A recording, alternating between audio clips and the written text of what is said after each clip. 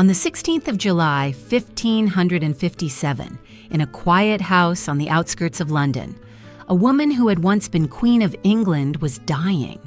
And you know what's surprising? There was no national mourning, no large processions, no sincere tears, just a few prayers, a modest grave, and an increasingly blurred memory. She was buried in Westminster Abbey, in the very place where the greatest figures of the kingdom rest, but her grave, like her story, remained almost unnoticed. It was not a public execution like Anne Boleyn's. There was no trial, no scandal, no executioner. It was a slow, quiet, inconspicuous death. Her name was Anne of Cleves, and she was Henry VIII's fourth wife. Although she outlived the most terrible king of England, her punishment was worse than death itself. It was oblivion. For 17 years, she lived in domestic exile, surrounded by empty luxuries, without friends, without love, without a homeland. History calls her happy, but let's look at the other side of her fate. There are deaths that are not visible, but you can feel them. There are lives that fade away without causing tears or regrets, and there are queens who, although they breathe, are already dead to the world. Today, I will tell you the story of a woman who was erased from memory, a woman who was not executed because she was buried alive. It all began with an artist's brush. Before seeing her in person, Henry already thought he knew her. His advisor, Thomas Cromwell, eager to forge a Protestant alliance with the German principalities, sent the artist Hans Holbein the Younger to capture the image of a young aristocrat. Holbein was the official court portraitist, a genius capable of embellishing a little without lying, but without revealing the whole truth. When Henry received this portrait in 1539, he saw in Anne of Cleves what he desired most, a woman who was dignified, calm, modest, and unlike Anne Boleyn, who had stirred up his passions, or his late wife, Jane Seymour, who had been cold and calculating. In his imagination, Anne was the embodiment of peace, but she was just a picture, not a real woman. Henry, already aging and suffering from gout, was lonely and paranoid. He needed a wife who would not only provide him with stability, but also strengthen his political position with the Pope and the Holy Roman Empire. Anne was the perfect choice, a Protestant princess, the sister of a powerful duke, and importantly, unmarried. She was 24 years old, which was considered late for marriage in Tudor England. Everything was arranged quickly. Contracts were signed, a dowry was prepared, and Anne set off for England full of hope and with new clothes, but with the weight of a crown she had not yet worn. But when she arrived, the unexpected happened. On January 1st, 1540, Henry decided to meet her in secret, disguised. It seemed like a noble gesture, but in reality, it was absurd. Anne did not recognize him and did not react as he had expected. It was humiliating for the king. "She's not as pretty as they said," he muttered. They say he felt disgust right away, didn't like her face, found her not refined enough, didn't understand her accent, thought her clothes were weird, and her voice wasn't melodious. But it was actually simpler than that. Henry did not see the woman in the portrait, and he could not forgive her for that. From that day on, Anne's fate was sealed. She was sent to marry a man who wanted her only as a picture on a canvas, and the most tragic thing was that she was not to blame for the portrait, her rejection, or the trial that soon followed.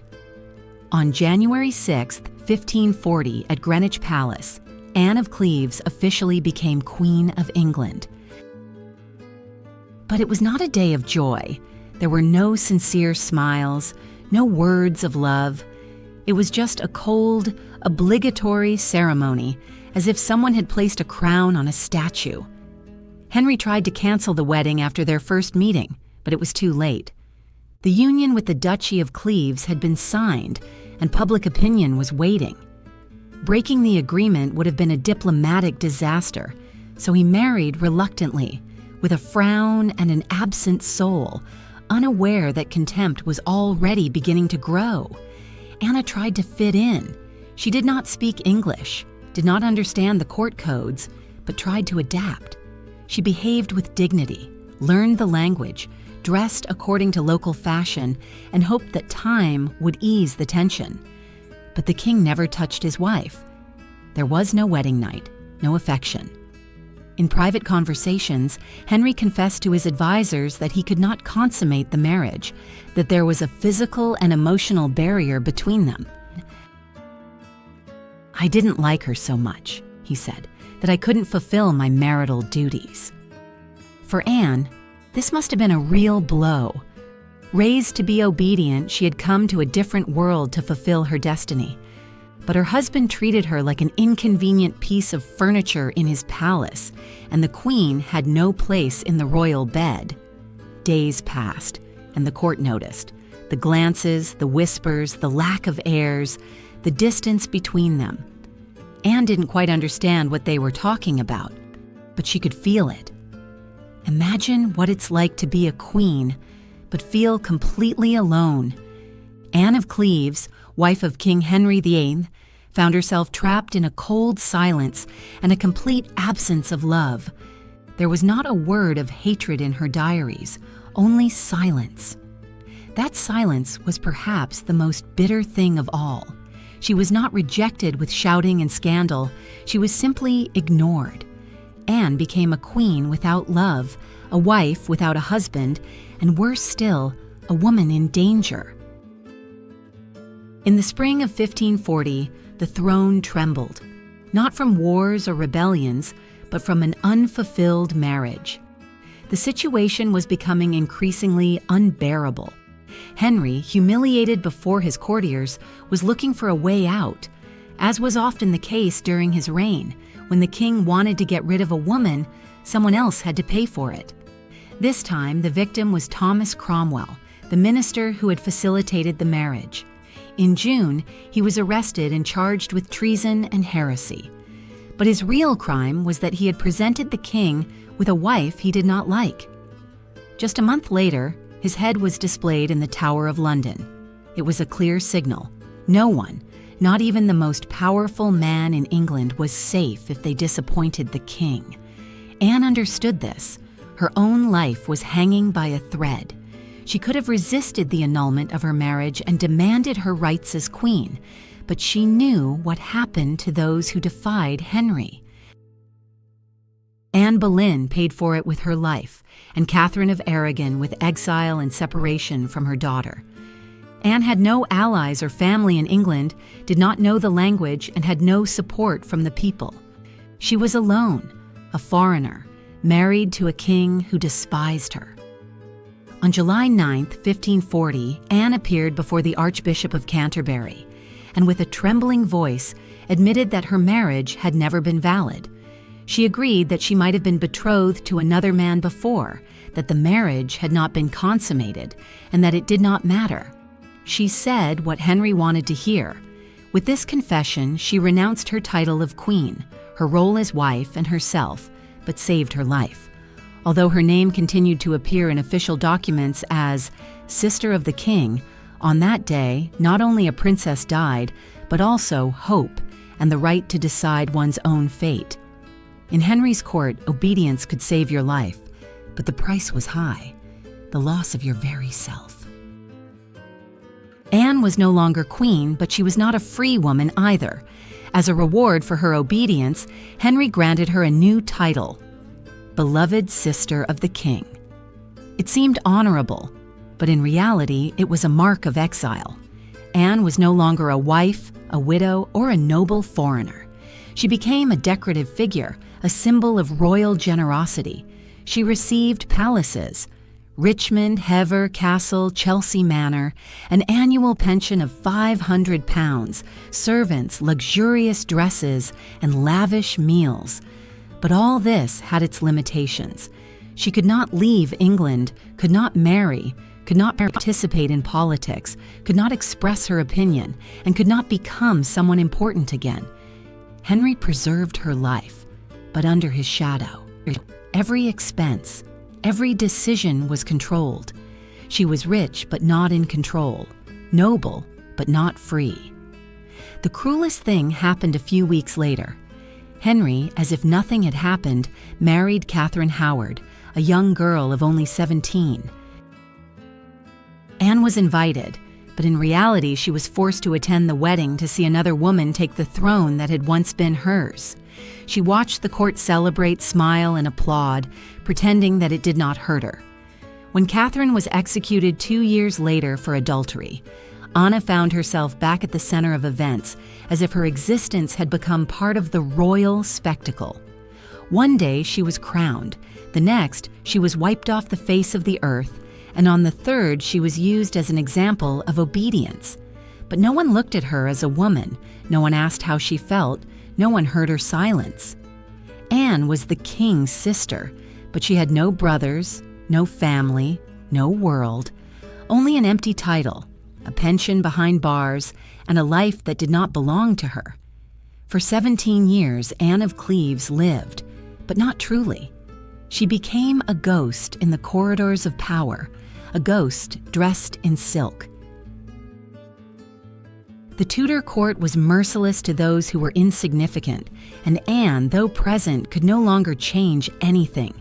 She had no function, no influence, no weight, only an existence that made everyone uncomfortable. Too noble to be ignored, too insignificant to be remembered. She was greeted with politeness, bowed to, but conversation stopped when she approached. Smiles were a formality, glances were evasive. She was invisible amid the hustle and bustle. Her attempts to adapt were unsuccessful. She learned English, imitated customs, but never became English. Her accent gave her away, her clothes set her apart, and her past became a burden. And so, she remained trapped between worlds. Neither German nor English, neither queen nor common woman, neither remembered nor forgotten. The servants who accompanied her were chosen by the government itself, and even her closest circle was created by others. Imagine a woman who was once a queen and now lives in the shadows like a ghost. This is the story of Anne of Cleves, a woman whose life became a symbol of lost freedom and crushed hope. She was invited to celebrations, but each time it reminded her of what she had lost, of what she had never had, and of how power can break a person when they become unnecessary. Henry VIII, her husband, paraded her as proof of his mercy. "Look, I didn't kill her, she's happy." But this happiness was only an illusion, and mercy was a prison. Anne of Cleves became a living reminder of the diplomatic mistake that led to her marriage to Henry. She was a queen without a crown, without a voice, without a reflection, just an elegant shadow in a court that no longer noticed ghosts. On the outside, her life seemed privileged: luxurious palaces, generous incomes, servants, lavish banquets, magnificent gardens, and finery. But inside, Anne lived in an invisible cage. Everything she had did not belong to her. Every embroidered dress, every sip of wine, every soft mattress reminded her that her comfort depended on not causing discontent. She could not travel, could not return to Germany, could not fall in love again or get married. It was forbidden to speak aloud about her desires. Her life was guaranteed as long as she remained useful as a decoration. She could go for walks, but she couldn't choose her own path. Freedom existed, but without purpose. And the most painful thing was not physical loneliness, but emotional loneliness. She had no real friends, no children, no one she could confide in. All around her were people who worked for her, but no one who could embrace her without formality. Even rumors of possible marriages were suppressed. Henry, although he rejected her, could not bear the thought of her being with another man. Her body and her future belonged to him. So year after year, Anna disappeared, not from the face of the earth, but from history. No one sought her advice. No one asked her opinion on religion, politics, or Princess Isabella, whom she had known since childhood. All she had to offer the world remained suspended, as if she were dead, but her body was kept in a glass box, well-dressed and well-fed, but completely voiceless. Henry's last years were filled with darkness and paranoia. Anne, like everyone who knew him, had to pretend that everything was fine, but inside, her soul was dying. Another day, another winter, another evening, alone. 17 years passed in this way. Surrounded by gold, Anne did not live like a queen. She lived like a memory chained to the throne that had rejected her. On July 16, 1557, Anne of Cleves died. She was only 41 years old, and she passed away just as she had lived since she ceased to be queen, in silence. There was no royal procession, no national mourning, no sincere tears or wilted flowers. She died in Chelsea Manor, one of her residences, surrounded by servants who were not friends, doctors who could not help, and walls that knew her loneliness all too well. The official cause of death was fever, possibly tuberculosis, but those who understood knew that she had died long before, on the night the king rejected her, when she was forced to pretend to be happy at the wedding of her replacement, when she was greeted out of politeness and immediately forgotten. Her body was buried in Westminster Abbey, but without royal honors. Her grave is simple and modest, lost among others, as modest as the life she led in her last years, with dignity, but without glory. Official chroniclers praised her for her obedience, calling her grateful, wise, and submissive. History repeated itself. She was lucky. She survived. But can a woman who spent 17 years in an empty routine be considered lucky? A woman who never again experienced love, purpose, or freedom? A woman who was paraded as a symbol of mercy while she faded away day by day? No, Anne of Cleves was not lucky. She was silenced, erased, buried before she even died. Her story is not a happy episode in the tragedies of the Tudor dynasty, but a warning, a reflection on power, oblivion, imposed obedience, and all those women who did not die by the sword, but by indifference. Imagine that hidden in the heart of history is a life that almost no one knows about. Anne de Cleves, a woman whose fate was intertwined with the great events of her time, is forgotten today. But let us remember her so that her story can be told once again. Anne was born in 1491 in England and became the third wife of King Henry VIII. This king, known for his numerous marriages and political intrigues, sought in Anne an alliance that could strengthen his power. But, as is often the case in history, things were not so simple. Anne was not only beautiful, but also an intelligent woman who understood that her life depended on the whims of royal fate. When Anne married Henry, she was only 18 years old. She hoped for love and support, but soon realized that the king was more interested in her status than in her. Their marriage lasted only a few months, and soon Henry, disappointed, declared it invalid. Anne found herself in a difficult situation. She lost her royal title and was cast into obscurity, even though her life could have been a true story of love and power. Interestingly, after the divorce, Anne was not left without means of support. She was granted a generous pension and was able to live in comfort, but her name gradually disappeared from the historical chronicles. While Henry's other wives left a bright mark on history, Anne remained in the shadows, as if she had never existed. Today, her grave is in London, but unfortunately, few people know about her. We can only guess what her life was like, full of hopes and disappointments. Anne de Cleves is not just a name. She is a symbol of those who remained unnoticed in the great history. And if you feel that her story deserves attention, let us remember her and all those who have been forgotten.